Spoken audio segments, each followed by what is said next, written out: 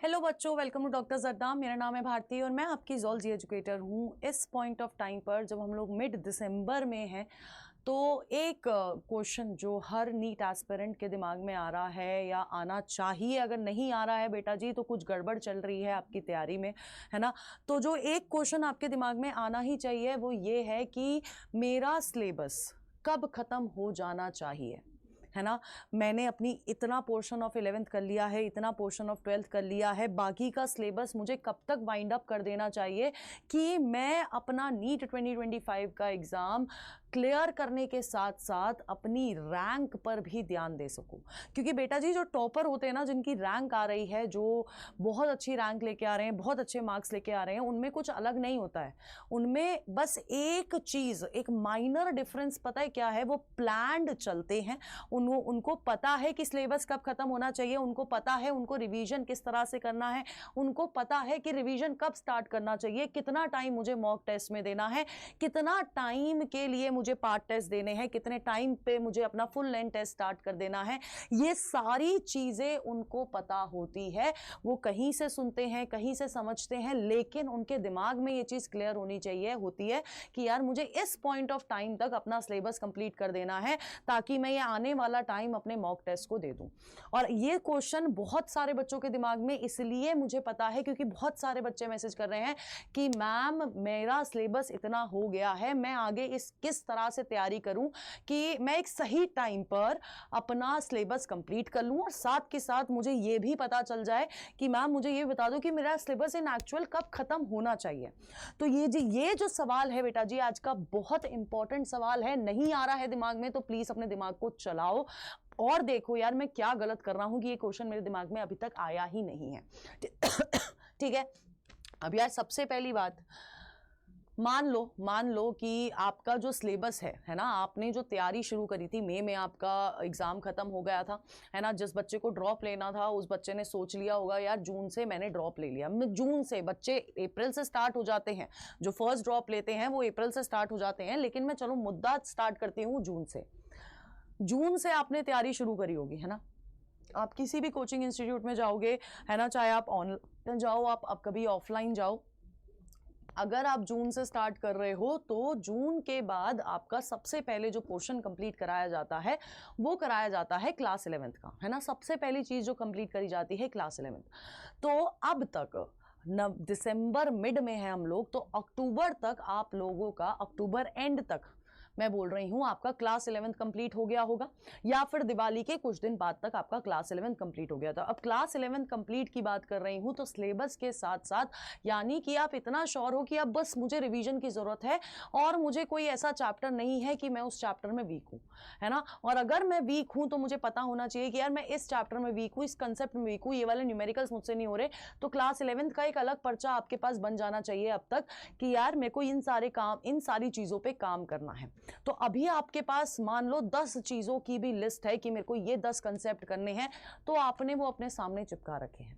दूसरा टाइम आता है अक्टूबर से जनवरी तक, जहां पर क्लास 12th खत्म हो जानी चाहिए। अब क्लास 12th के साथ साथ आपको अपना क्लास 11th भी रिवाइज करते हुए चलना है, क्योंकि जब आप क्लास 11th को रिवाइज करेंगे तभी वो रिटेन रह पाएगा। रिवीजन नहीं होगा तो जितना पढ़ा है सब भूल जाओगे। और इस पॉइंट ऑफ टाइम पर सबको यही लग रहा है कि मैं सब भूल जा रहा हूं, है ना।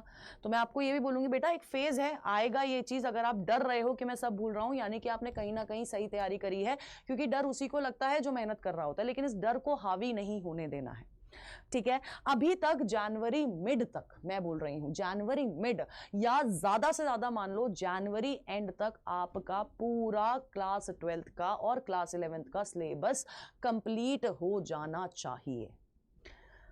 अब ये पॉइंट हो गया कि आपका सिलेबस कब कंप्लीट हो जाना चाहिए। तो syllabus should be finished till January and. अगर नहीं हो रहा है तो ज्यादा से ज्यादा मैं बोल रही हूं, अगर आपको लग रहा है कि यार अभी बहुत बाकी है, तो मैं आपको बोलूंगी कि यार मिड फेब तक चले जाओ, लेकिन उससे आगे मत बढ़ना वरना सब कचड़ा हो जाएगा, ठीक है। अब जनवरी एंड तक अगर मैं क्लास 12th बोल रही हूं, क्लास 11th बोल रही हूं, तो उसमें आपका सिलेबस आ जाता है, क्वेश्चन प्रैक्टिस आ जाती है और साथ के साथ आपके PYQs आ जाते हैं, क्योंकि PYQs के बिना नीट नहीं हो सकता। और नीट अगर मैं बोलूंगी तो सिर्फ PYQs के साथ नहीं हो सकता। अब जनवरी से लेके जब हम लोग अप्रैल तक की बात करते हैं तो इस पॉइंट ऑफ टाइम पर आपको रिवीजन करना है और साथ के साथ मॉक टेस्ट करना है। रिवीजन के लिए आप शॉर्ट नोट्स यूज कर सकते हैं, माइंड मैप्स यूज कर सकते हैं और मॉक टेस्ट भी रिवीजन के लिए यूज कर सकते हैं कि यार मुझे इसका कितना रिटेन है। अब जनवरी से अप्रैल बोल रही हूँ, फेब्रुअरी, क्योंकि मिड हमारा जनवरी सिलेबस कंप्लीशन में चला गया, फेब्रुअरी, मार्च और अप्रैल, ये फेब्रुअरी और मार्च 2 महीने ऐसे हैं जहां पर आपको अपने मॉक टेस्ट को डिवाइड करना है 2 पार्ट में, पार्ट टेस्ट और आपका मेजर जहां पर आप फुल लेंथ टेस्ट दे रहे हो या फिर आधा पूरा क्लास 11 दे दिया, पूरा क्लास 12 दे दिया, आधा क्लास 11 आधा क्लास 12 और यूनिट वाइज टेस्ट दे रहे हो, लेकिन आपको ये करना है 2 महीने, फेब्रुअरी और मार्च में। आप जब ये मॉक टेस्ट दोगे उस पॉइंट ऑफ टाइम के बाद आपको ये रियलाइज हो जाएगा यार मेरे अभी भी ये कंसेप्ट है ना, और जो पर्चा हमने क्लास 11th के लिए बनाया था वो वाला पोर्शन भी आपको इन्हीं 2 महीनों में कंप्लीट करना है, ताकि आप अपना पूरा अप्रैल यानी पूरा 1 महीना सिर्फ फुल लेंथ टेस्ट करके निकाल सके।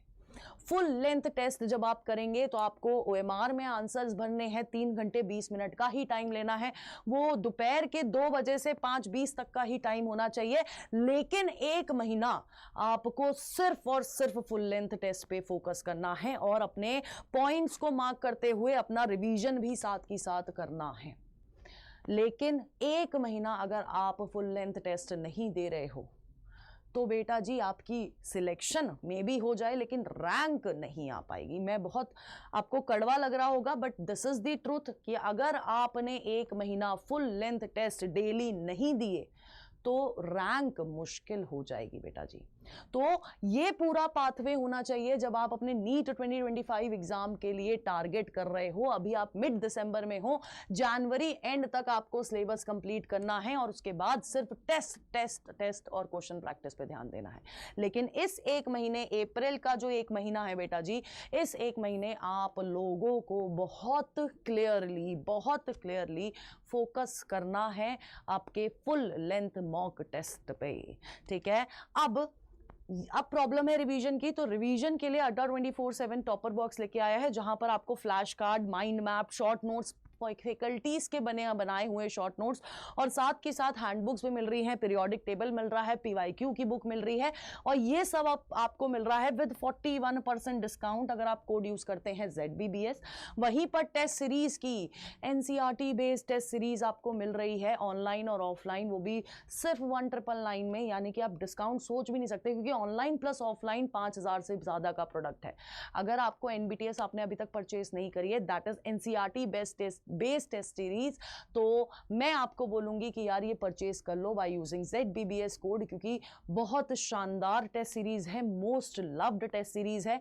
प्लीज ये दोनों चीज आपके पास होनी चाहिए क्योंकि रिवीजन और टेस्ट सीरीज बहुत इंपॉर्टेंट है आपके आने वाले आगे के 1 महीने के बाद, है ना।